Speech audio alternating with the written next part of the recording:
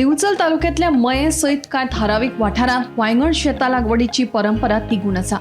अंदू भात पिकपाच्या वेळार आडवेळो पावस पडिल्लो देखून शेतकार चिंतेत आशिल्ले. कापणी आनी मळणी करून भात पीक घरांत पावता म्हणसर आडवेळ्या पावसान उपकार केले जाल्यार फाटल्या वर्साचे तुळनेत अंदू 4 गोटे चड मेळटले अशी आस्त शेतकारांक दिसता. वांयगण सध्या पिकला पूण मशीन चालूच देवयला. आता भात कशें कितें जाता तें पळोवपाचें. पूण पावस बी बरी पडलो त्याचो कितें इफेक्ट? पावस बी पडलो मदीं मदीं हें जालें न्हू, कीट पडूंक लागली आनी कितें आनी एग्रीकल्चर डिपार्टमेंटात बी. जालें पण तेंची वखदां घालपाक गेली हें करपाक गेली अशें चालू. पण म्हाका दिसता वर्सा परस वर्सा विशय अंदू वांयगण आहा बरें.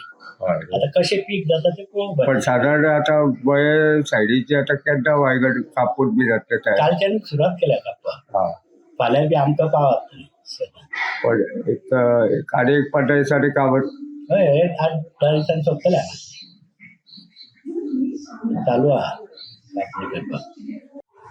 अंदू आसा बरें, म्हणजे पाणी बी सगळें व्यवस्थित आसा आनी बरें आसा पण अजून बरी 1-2-3 आडवेळो पावस पडलो त्याचो कितें परिणाम बी? तशें काय त्यात पिकोवंक नासलें न्हू, मातशें हरी आसलें न्हू, बरें पडलें तें. म्हणजे वास मातशें तें नुकसान अशें काय जावंक ना शेताचें. पण म्हाका एक सांगपाक म्हणजे फाटल्या वर्सा परस तशें बरें आसा. बरें म्हणजे हवामान बदल जावन पाणी बरें आसा ह्या वर्सा. म्हणजे अजून साधारण 4 गोटे मेळटले लोकांक. मेळटलें. पण साधारण आता मयेच वाठारात हे कापणी आनी मळणीचें काम केन्ना पूर्ण जातलें अशें दिसता? आता कालच्यान स्टार्ट केला न्हू, कालच्या म्हणजे आनी आता 22 दीस एक 8-10 दिसांनी 15 दीस वतले आनी